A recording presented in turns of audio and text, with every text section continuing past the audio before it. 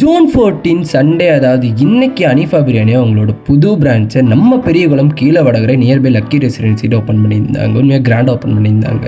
Opening டே ஆஃபராக 250 ருபீஸ்க்கு 2 chicken பிரியாணின்ற மாதிரி offer போட்டிருந்தாங்க. இதுக்கு வந்து நம்ம ப்ரீ புக் பண்ணியிருக்கணும். நான் வந்து நேற்றே போய் டோக்கன் வாங்கி வச்சுட்டு வந்திருந்தேன். நேற்று போகும்போதே கியூ ரொம்ப கூட்டமாக இருந்துச்சு. நெக்ஸ்ட் டைம் நான் போய் அங்கே ஆம்பியன்ஸ் எக்ஸ்ப்ளோர் பண்ணி ஒரு வீடியோ கண்டிப்பாக போடுறேன். நான் இன்னைக்கு போகும்போது அந்தளவுக்கு கூட்டம் இல்லை, பட் ஆனால் சரௌண்டிங்கில் இருந்தவங்க நிறைய பேர் டக்கு டக்குன்னு வாங்கிட்டு போயிட்டே இருந்தாங்க. நானும் போய் டோக்கனை கொடுத்துட்டு வாங்கிட்டு வந்திருந்தேன். 250 ருபீஸுக்கு 2 பிரியாணி கொடுக்குறாங்க. குவான்டிட்டி ஏதாச்சும் கம்மி பண்ணியிருப்பாங்களான்னு சொல்லி பார்த்தா அந்த மேலே எதுவுமே பண்ணல. எப்பயுமே கொடுக்குற கண்டெய்னரில் அதே குவான்டிட்டியோட தான் கொடுத்துருந்தாங்க. சிக்கன் பீசஸும் நிறையா வச்சு கொடுத்துருந்தாங்க.